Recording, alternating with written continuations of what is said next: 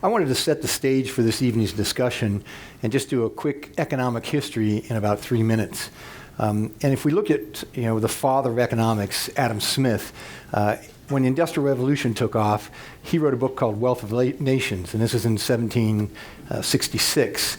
And he argued for free trade because what had been happening was there was a lot of mercantilist policies which argued for protectionism and benefiting from protectionism through trade. And so it was very kind of isolationist and winner takes all.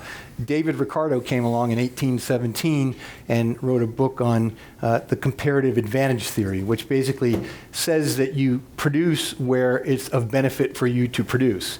The reason these were done, of course, is that there had been a number of wars from the 16th through the 18th century, and it was done to try to open up the world markets. The United States didn't get involved in the World Forum until World War I. And at the end of World War I, the League of Nations was established to really try to ensure that trade disputes would be moderated at a level where people would be able to engage and talk about this. Of course, that didn't work. The Great Depression came along in the 1930s. The Smoot-Hawley Tariff Act was imposed, and it really locked down global trade and moved back towards isolationism and protectionism. And then, of course, World War II came along. At the close of World War II, the World Bank, the International Monetary Fund were established along with the Marshall Plan to bring everybody into the World Economic Society. The General Agreement on Tariff and Trade was instituted to try to ensure that there was rules for trade, and that evolved into the World Trade Organization by 1995. So we've spent essentially 250 years trying to bring the world together, and especially for the last 70 years, ensuring that people would trade to ensure that there was peace. And so now we're in a situation where we have policies which have been enacted to really use trade to move towards trying to improve the advantage for the United States. And our President Trump has stated that trade wars are easy to win. And of course, the G7 are meeting in 2 days in Quebec, and our allies have come back and said, we're going to retaliate strongly now because of the fact that the United States has instituted tariffs both on steel and aluminum and other things. So to start us off on our questions, is this the end of globalization? Is this the end of the world trade as we know it and the integration of world societies? And Dr. Eichengreen, let's start off with you. I don't think this is necessarily the end, but I think the existing system is seriously threatened. There is no question. I think we will probably have more discussion of the issue nonetheless, that the trading system that has been built over the course of the centuries Jonathan described, especially in the period since 1945, has been enormously beneficial to the world. It has contributed to lifting billions of people out of poverty, and it's been enormously beneficial to the United States, with some dislocations along the way. So I think many of us, including the academics, I do not exclude myself, forgot that free trade doesn't automatically lift all boats, even if it's enormously beneficial overall. There are some people who get left behind.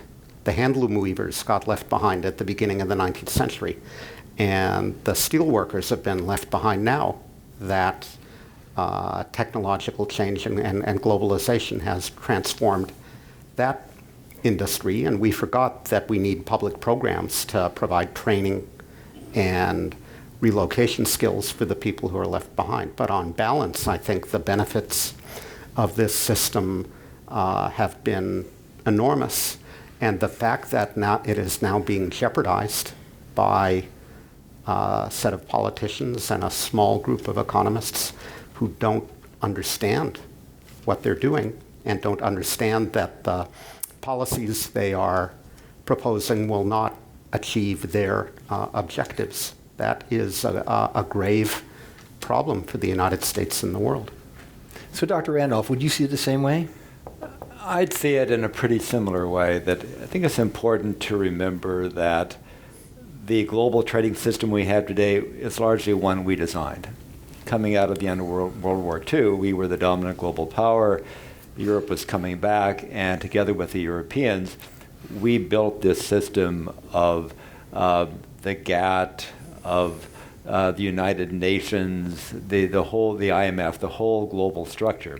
And it was designed to kind of stabilize the global economy, normalize political relationships based on these sort of global agreements, and to expand trade. So this is really our creature, and in many ways it has benefited us enormously, as it has pretty much everybody in the system. As Barry said, millions of people have been brought out of poverty through these open markets.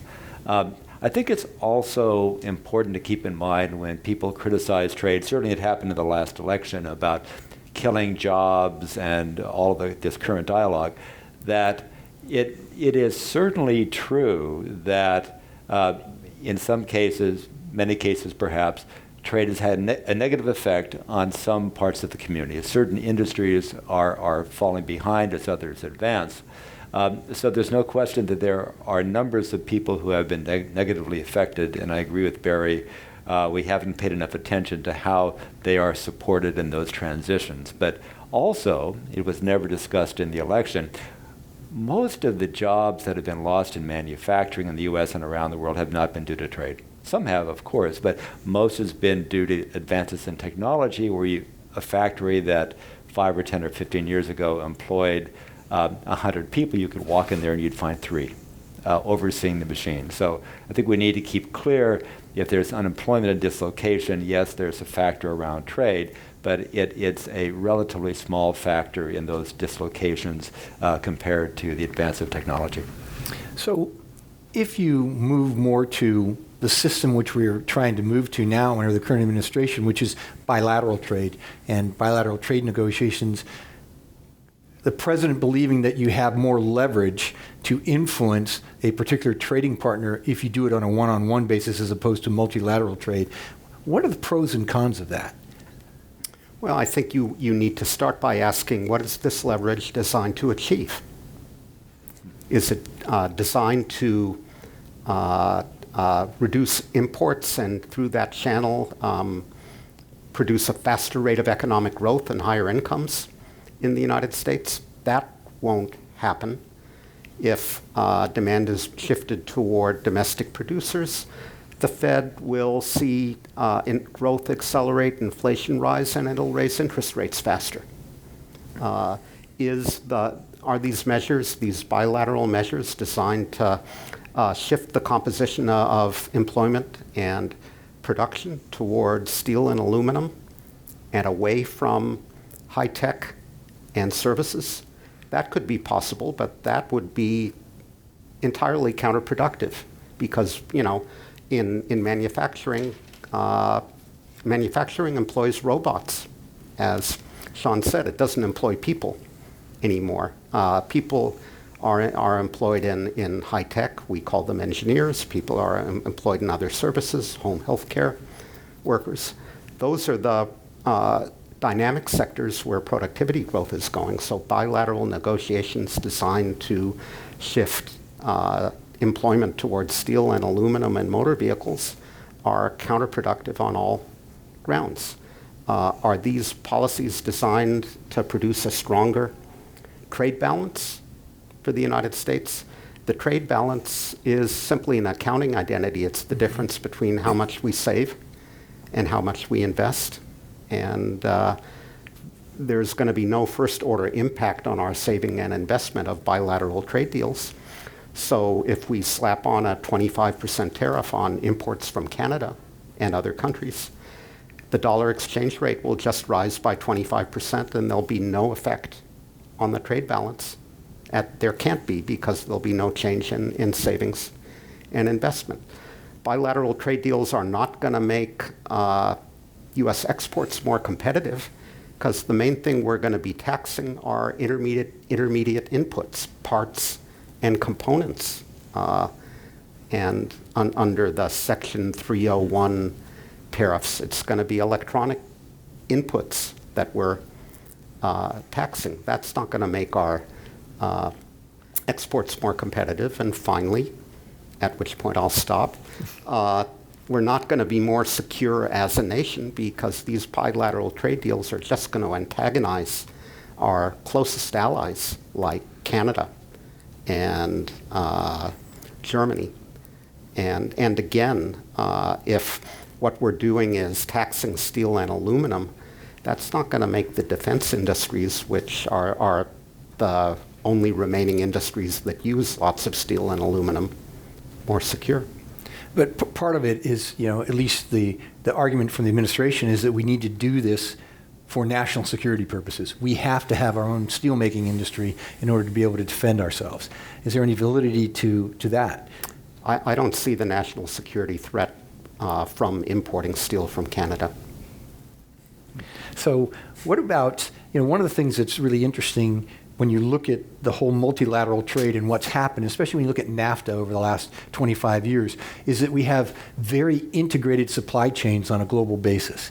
And if you move into a bilateral trade agreement, how does that affect supply chains? And Dr. Randolph, can you, take that one for us? Yeah, I think there's at least two issues here. One is that as we shift to a more transactional approach, which is sort of bilateral approach, sort of country by country, and looking evidently now for greater leverage in those cases, we really lose the benefits of the economies of scale, the systemic approach to trade, where if you can move large blocks of countries, you can actually have an influence on the structure of the global trading system. In other words, there is some question now about whether we as a global community are moving more toward freer trade or more restricted trade.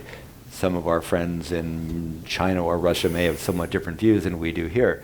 To the extent that we can actually work together with large numbers of like-minded countries to set the agenda, set the basic framework for trade policies in favor of relatively open markets and exchanges, then we are preserving a system that actually enables trade to grow. The risk here is to the extent that we actually move to one-off bilateral transactional agreements or negotiations, that we lose the benefit of that economy of scale in terms of the impacts we have, and we lose the opportunity to influence how the international trading system actually works. Because if it's, everybody for themselves, then things really start to, everybody goes in their own corners, and it doesn't go in a way that's going to benefit us or our trading partners necessarily. And I think the supply chain story is an important part of that when we look at what is being discussed, especially in the case of NAFTA, but it could be other countries as well. These final products, the components move across the border so many times. Determining what is the origin of the content of that product becomes a pretty complex thing because there are so many contributions to it, and I think we've benefited from that on balance in the U.S. through NAFTA.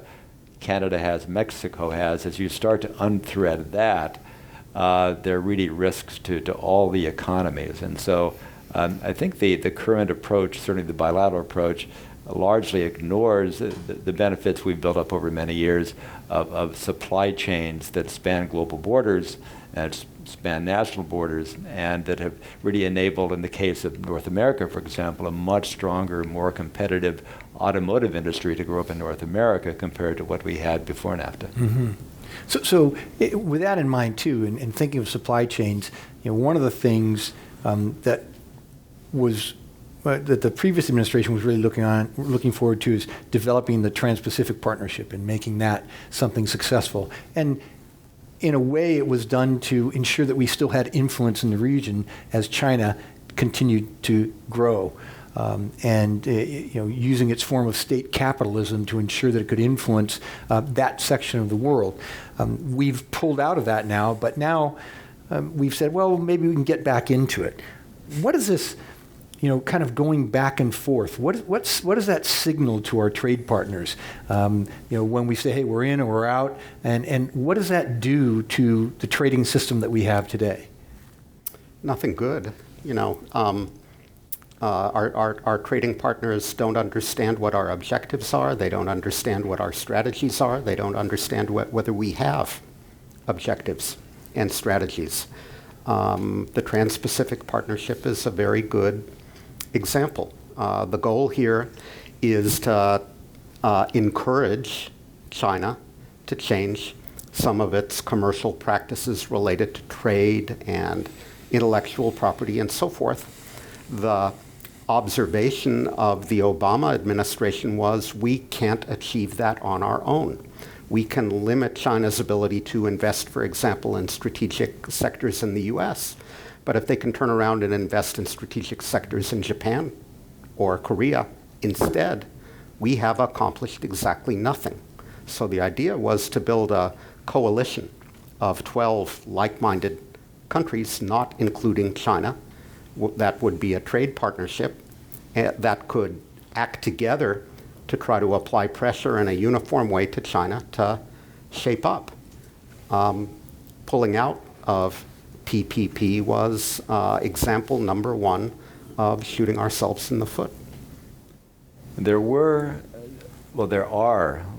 really significant losses, not just to us, but to our partners that came through that. So, and I think this whole conversation goes to the question of soft power and influence and leadership of the U.S., not just in Asia, but in Europe and around the world, which is not based primarily on a series of transactions or bilateral trade balances, but it's the kind of leadership that we can provide to other countries that are often looking for that. So in the TPP negotiations, Vietnam made some really significant concessions because, as happened in Mexico with NAFTA, their leadership was looking to get certain reforms enacted, and TPP was a good excuse or a vehicle for them to say, well, we need to do this because we're signing TPP. Likewise, in Japan, the Abe government put a lot of effort into this, and they also wanted to get certain reforms done to help revitalize the Japanese economy. And TPP was a vehicle for saying, well, we're signatory to this, we have to do this now. But in fact, it served their purposes, and it opened the market in ways that would have benefited us. I mean, there was enormous gains in an area where we've been definitely very unsuccessful over many years in opening up Japanese agriculture. When we backed out of TPP, that went away. So I think there are losses at a number of levels. One is on the part of our negotiating partners and allies who put a lot of political stock in this. And now, to some degree, they've lost that. They've lost the opportunity to reform, which would have benefited us. And of course, it's really fascinating what's happened now is they've gone ahead as 11 countries without us. Mm-hmm. It's not the same quite without us, but Japan stepped in. And now they're signatories, and they left the door open. They hope we come back. But the fact that they are going ahead without the U.S., I think, is significant. And also that I think the U.S. really has ceded a lot of political ground to China in this case. So China has its own trade agreement it's pushing across Asia, and it can do that, of course, which has alternative values in some case. It doesn't support free movement of data. It doesn't have the same kind of intellectual property rules that TPP had. And so as we exit the stage, it means that just leaves an open playing field for China, and the countries in Asia can make their choices. But again, it's a lost opportunity, but it's a lost opportunity for our countries to the extent that we're not benefiting from the agreements that are now in place through or will be in place through the new TPP or through whatever agreements China's involved in. We're the odd man out, and my concern would be if this happens around the world, if we end up the odd man out of all these relationships, we're not doing ourselves or our workers or our companies any favors. You know, China's interesting because when President Trump was running, he said he was going to label them as a currency manipulator. He wanted to, as we talked about, use the metric of a trade balance and reduce that. We're in current discussions whereby we could be. They've put close to $50 billion of tariffs on them, and China's come back and said, okay, we'll cede $70 billion so that we can work through this type of agreement together. But part of me sits there and says, there's one area which he's come out very strong on, which is the whole issue of intellectual property. And if you look at Made in China 2025 in a state capitalist view, it's kind of like we are going to control, this being China, all of the technologies which are going to be used in the future, whether it be robotics or lithium batteries or whatever is going to be required. And a lot of that has been ceded, of course, to them because many of the U.S. corporations and multinational corporations wanted to go into China. And in order to do so, they basically said, we'll create a joint venture and we'll give up our intellectual property on this. What's your view on intellectual property and protecting that intellectual property and using that as a negotiating weapon, to extract different, things that the Chinese would concede? Is that a viable mechanism, a viable way to negotiate? I think we can all agree that it's not right when foreign governments steal the intellectual property of U.S. companies or use unfair tactics to expropriate it. The problem here, it seems to me, is twofold. Number one, this valid concern gets conflated with entirely spurious arguments like importing steel from Canada is a national defense issue. Nobody can really tell what's valid and what isn't when these things get rolled up together. Secondly, I think if you're concerned about this issue, the question becomes how to address it. And there are valid, arguably effective routes for addressing it, working through the World Trade Organization, which has rules and which can develop more rules about enforcing intellectual property rights and sanctioning countries that don't. Whereas threats of tariff action will only be met with threats of tariff retaliation and no change in policy. I would add one thing that we do ourselves no good when we confuse or ball up together these valid concerns about the intellectual property of our companies with China's valid objective of becoming a high-tech economy by 2025. Every country in the world wants to develop a high-tech sector and move up the technology ladder and become a technological leader. That was Alexander Hamilton's objective at the beginning of the 19th century. Where do we get off telling China it can't have an industrial policy? I think there's an angle to that, though, which is I agree completely that it's within the right of every country to have an industrial policy if they choose and to promote the development of local technology to the maximum extent they can. We would do the same thing. Most countries do that any way they can. So fair enough if China wants to do that. The question becomes the means of doing it.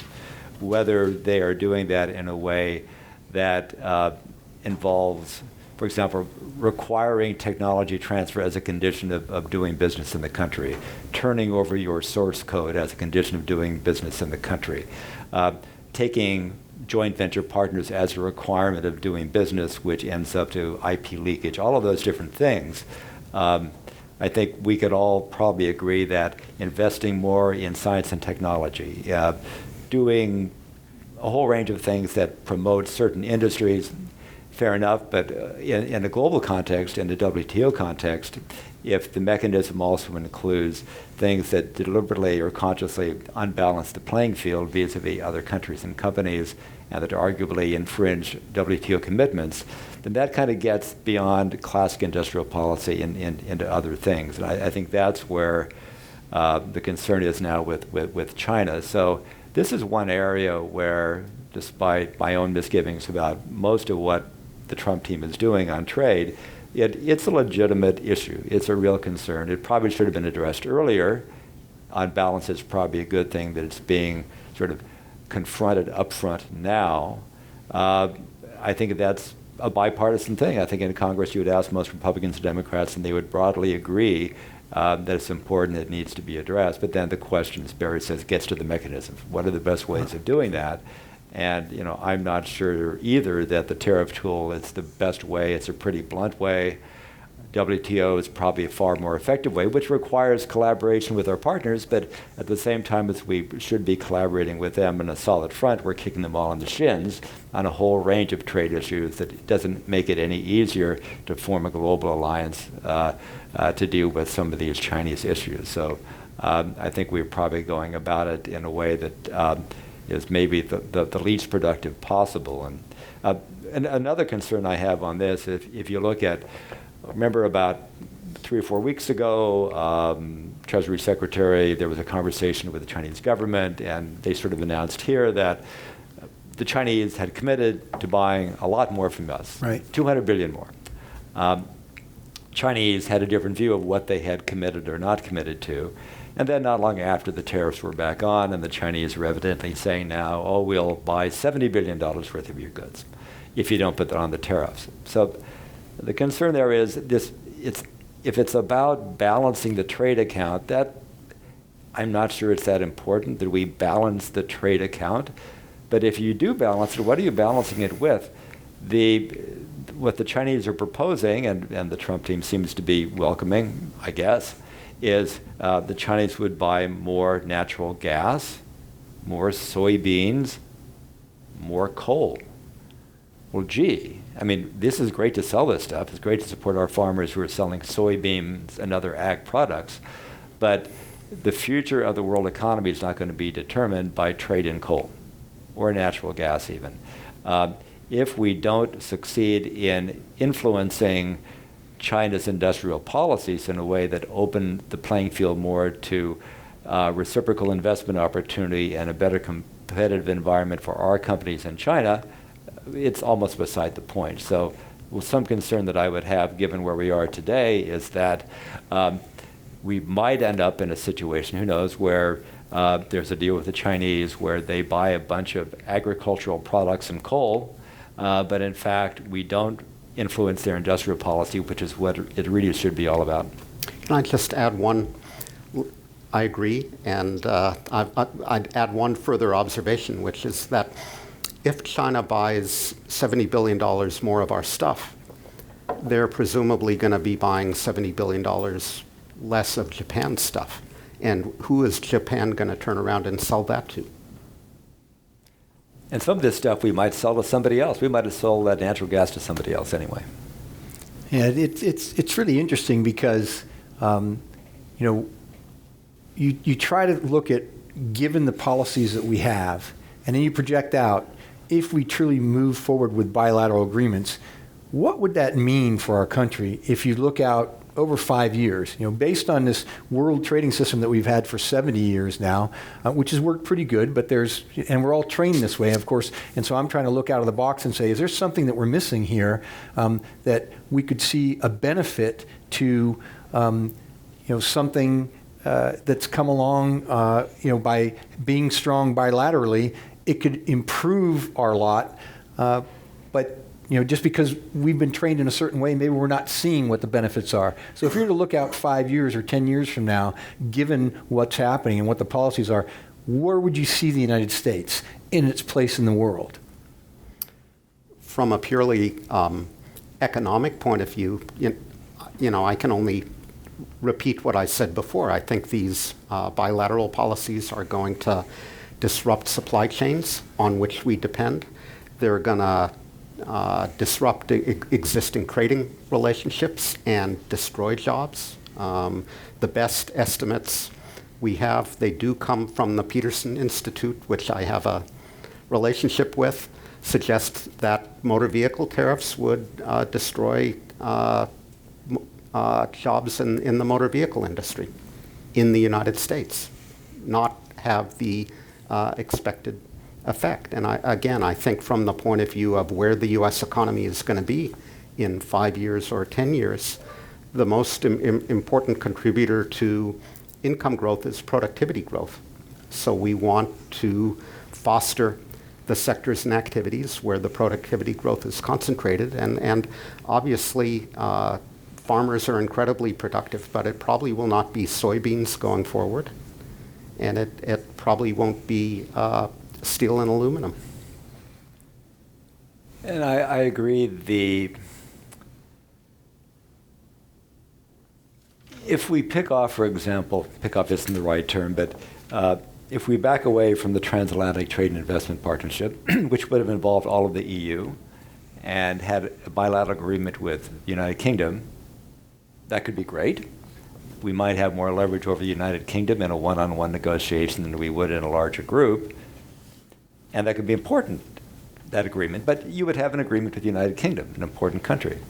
On the other hand, you could have an agreement with 28 countries that would really help set a standard for global trade. And what we were talking about with the Europeans was actually not just tariffs, but looking at harmonizing regulations, ways to reduce transactional cost in international trade, where if the European regulation is so close to ours, why does a company selling in either direction have to go through the regulatory process twice, but just once? So there's that opportunity at scale that I think we lose. And then, of course, in the case of the TPP, where we had the opportunity to work with 13 countries, well, there's been suggestions Trump wants to do something with Japan. Well, does Japan want to be singled out to negotiate with us? Well, maybe yes, maybe no.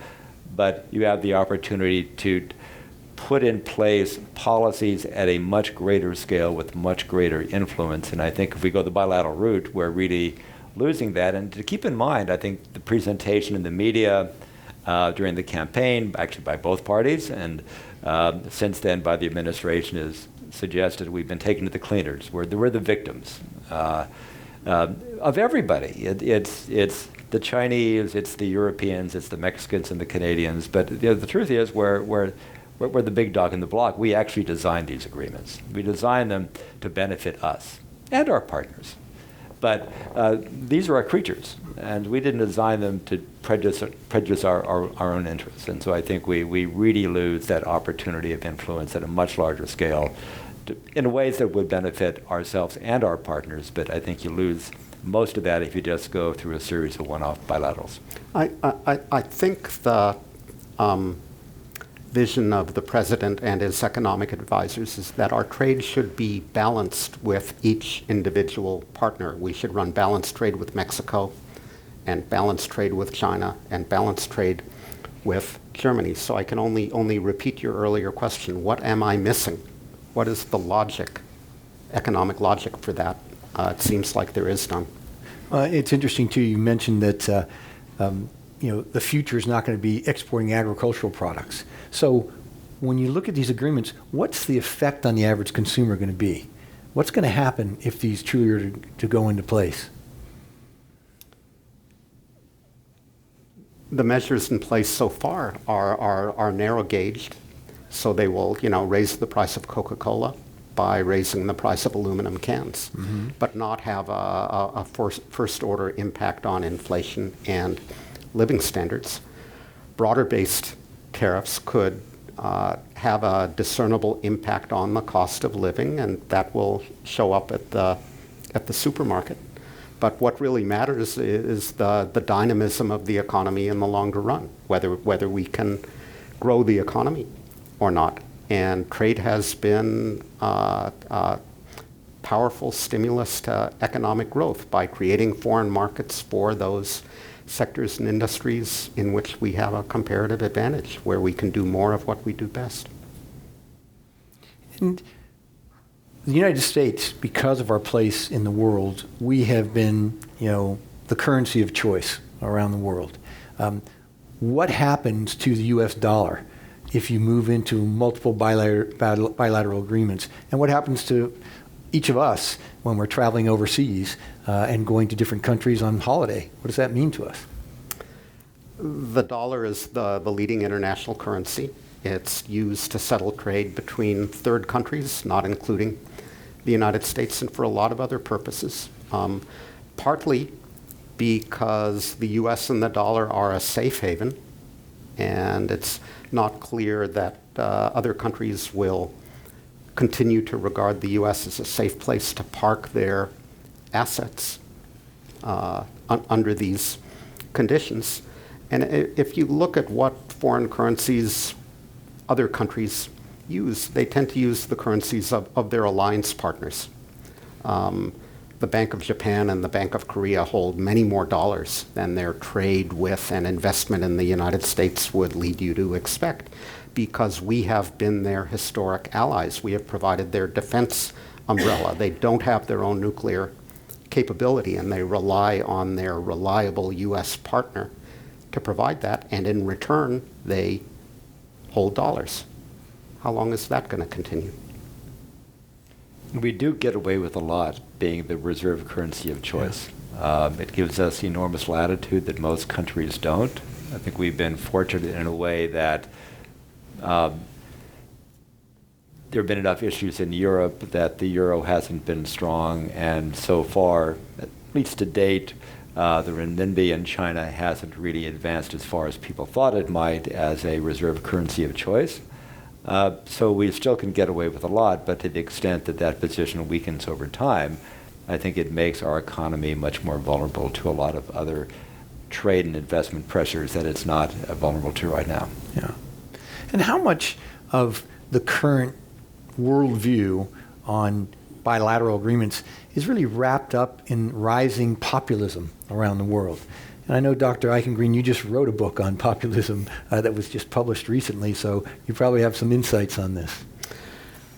I don't know that bilateralism is quite the term I would use, but the isolationist, protectionist wave that, or backlash that we see in a lot of countries is a reaction to stagnating incomes and economic insecurity and growing inequality.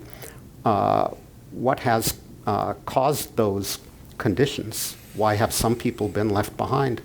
I agree 100% with Sean that it's mainly rapid technological change, what economists refer to as creative destruction, that has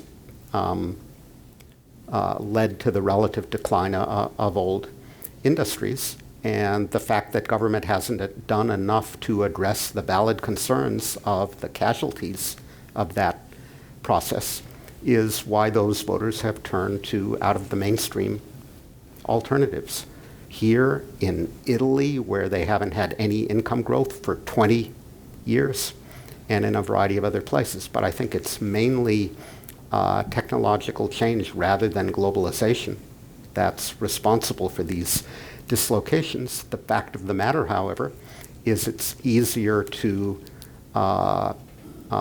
blame the Chinese worker than to blame robots, and it's easier to propose turning back globalization than it is turning back technological progress.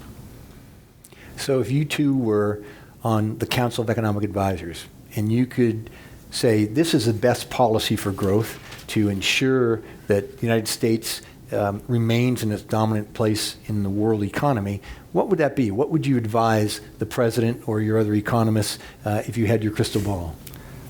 One thing is,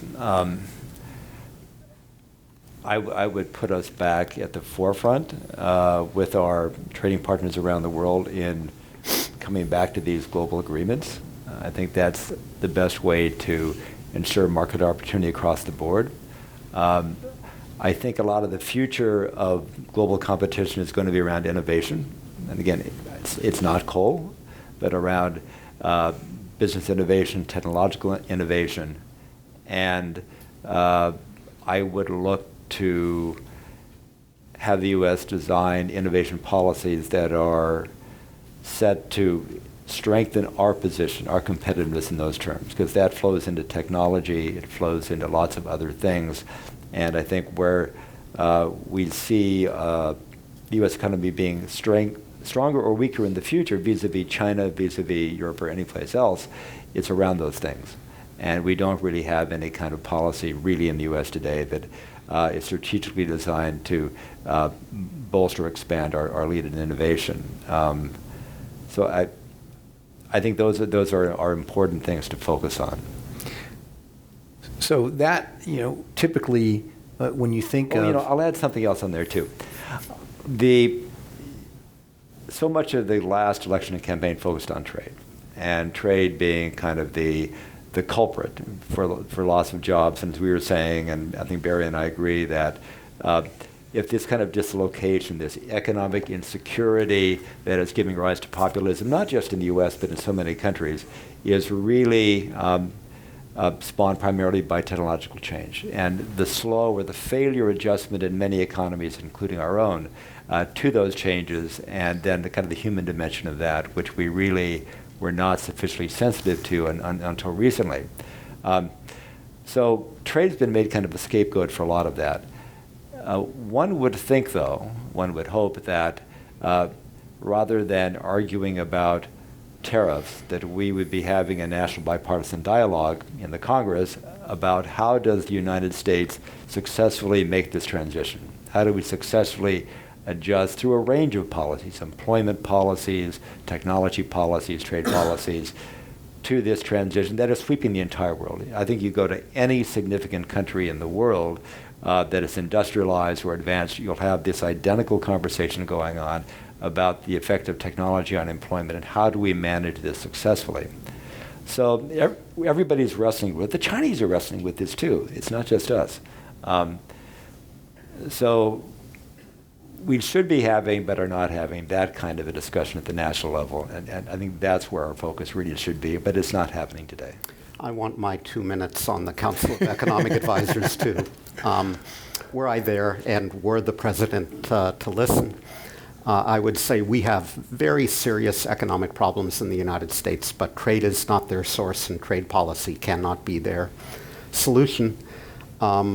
Where we need to start is by, I'm talking my own book, but I always do, with education and training to equip people for a high-tech 21st century globalized world that's going to remain high-tech and globalized. We need to engage in more basic research to support the applied innovation that Sean was talking about. Those are the fundamentals for addressing the country's stagnation. In addition, there is a political aspect and a valid distributional aspect. There is the inequality problem and the specter of no jobs for less skilled people who are not going to be able to, who are going to be competed out of work by artificial intelligence. I think those fears are overdrawn, but there are a growing number of sectors where robots are more attractive than blue-collar workers. How and there are different ways of thinking about solutions to that problem. Universal basic income is fashionable.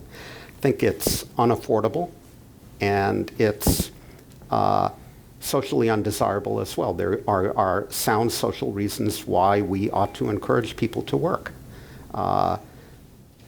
Job skills are acquired on the job, and socialization skills are acquired on the job. So subsidizing people's wages to encourage firms to hire humans rather than machines has to be part of the solution as well. So my question on that would be, though, you've had this technological dislocation. Certainly people are hurting by it, and that's why you've seen kind of the results that we've had over the last few years in electoral politics. How quickly can we bring these people in to a technological information-based society, or is there a chance that you move into anarchy because of the fact that people can't move fast enough and they can't gain the skills quick enough, and so you have the haves and you have the have-nots, and those have-nots have nowhere to go. And so how what's the timing of that?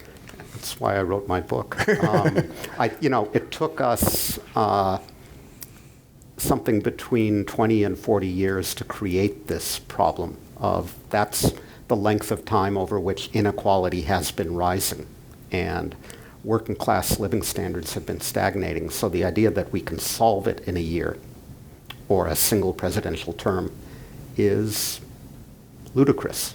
It's going to take time to equip the next generation with the skills they need to compete in this high-tech globalized world.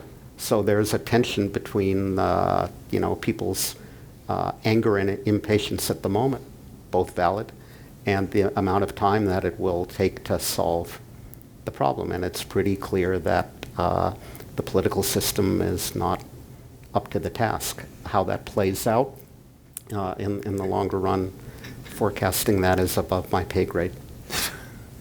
You may have some generational issues too. It may be one thing to bring somebody who's 25 or 30 or 35 or 40 into the system and help them retool and reposition themselves. It may be a different proposition in some cases to take somebody who's 55 or 60 and expect them to completely retool. So I think there may be different responses or strategies around different generations who are affected.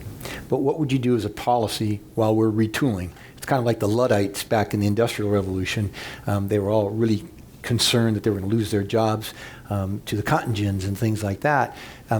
It's moving at such a faster pace now that people are arguably, when you look at what happened for the last few generations, you've had a lot of private equity firms come in. You've had leveraged buyouts. They break up companies. These people don't have a place to be employed anymore. The young millennials come in and say, I'm not going to be loyal to a company because I saw what it did to my parents. And so you don't have that type of loyalty. You don't have the skills that are required to function in a modern society. So do you do some type of universal income, or do you do some type of training, or what kind of policy would you have as an economist to try to buffer this whole gap while we're bringing people into this new technological generation? Well, number one, I think we do need to think and work harder on retraining programs. We've had a variety of them over the years, and ex post assessments of them seem to indicate that they don't work well. We need to look at countries and cases where they have worked better. Number two, I think there's a role for place-based policies to bring the jobs to the workers rather than imagining that the workers will move to the jobs to bring the jobs to Appalachia. We once had a policy designed to do that. It was called the Tennessee Valley Authority, and it worked to bring a substantial number of jobs to high unemployment regions where there had been a lot of displacement due to technical change and depressed economic conditions. And third, I would repeat my earlier, always politically unpopular proposal for wage subsidies to encourage employers to hire workers who would otherwise be possibly too expensive. And I think there are international models too that I think they've done quite a good job in places like Germany and Scandinavia in maintaining employment and having effective retraining programs where the level of anxiety, I think, is markedly less in Scandinavia than it is here. Of course, there are cultural differences in those countries from the U.S. where we may not be able to do quite the same things that they've done. I think Scandinavia, the taxes are extremely high. I don't think we could ever tolerate that in this country. But nevertheless, there are countries in the world that are having more success addressing this than we are, and we can look to that.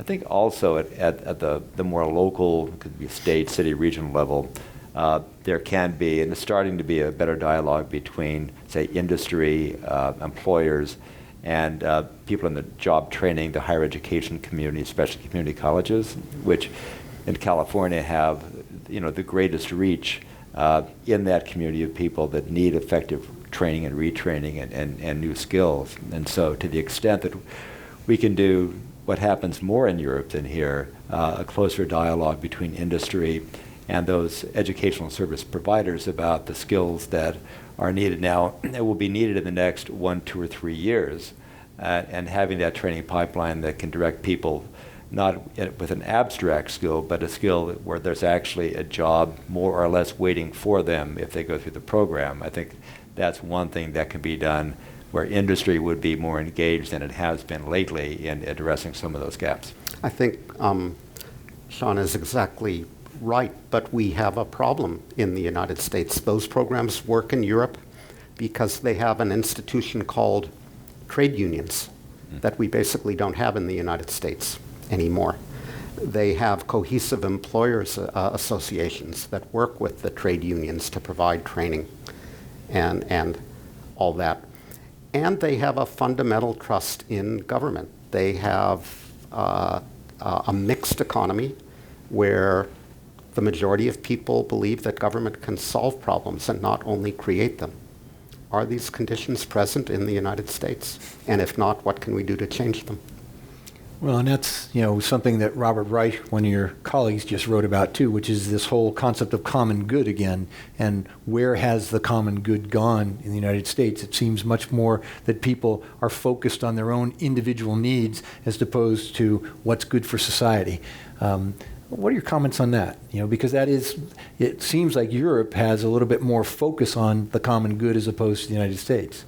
Well, I think these differences are really deeply rooted. The relevant ideologies in Europe, social democracy and Christian democracy, which is rooted in Catholic ideology and looking out for people who can't look out for themselves, different forms of social solidarity, trace back 150 years or more.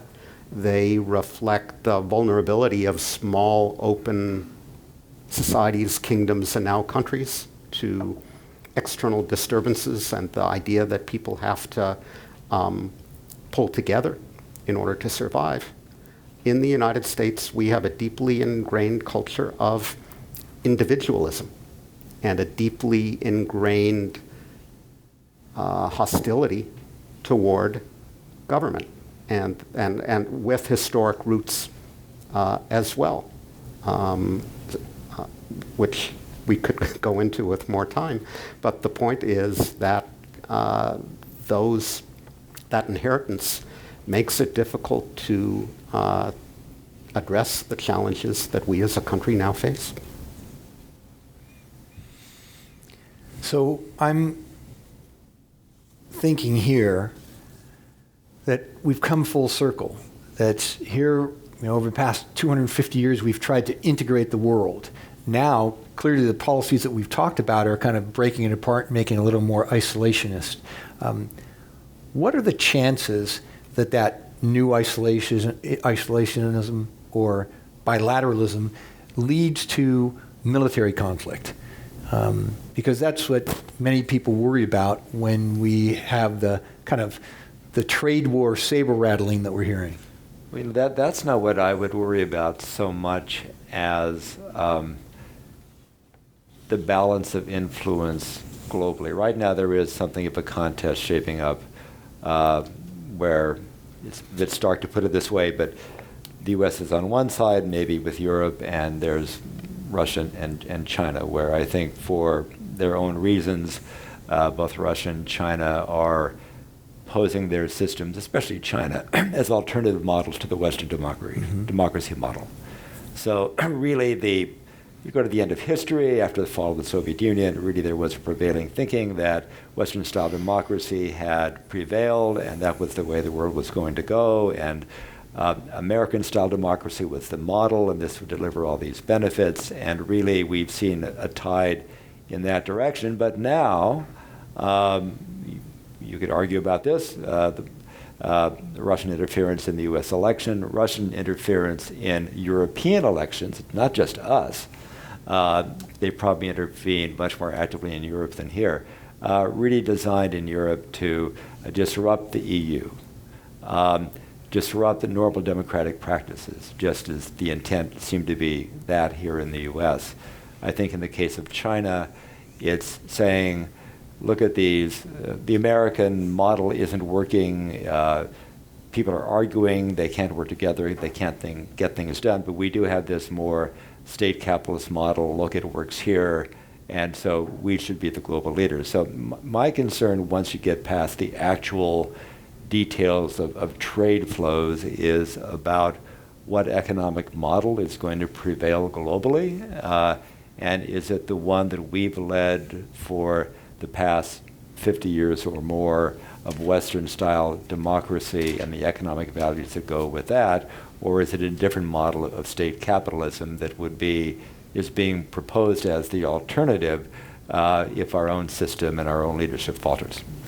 I don't think there's a straight line from trade war to shooting war, but there is, for example, a big problem coming with Iran that we're going to be able to deal with only through U.S.-European cooperation. And the prospects for that cooperation are growing much dimmer now as a result of the trade conflicts. There is a problem looming with North Korea, and we're only going to be able to solve that in cooperation with China, on which North Korea depends for all its trade, its direct neighbor, etc. Scope for cooperating with China is now much more complicated given the trade conflict between the U.S. and that country. Well, so I'm feeling really good about this discussion this evening. It's really a challenge to see how the current policies are going to lead us into the future. And hopefully our president and our administration have insights into making the world a better place by the policies which they're enacting. But certainly I wanted to thank Dr. Eichengreen and also Dr. Randolph for their time this evening. It's been very, very enlightening. And we appreciate your time and spending time with World Affairs today. Thank you very much. Thank you.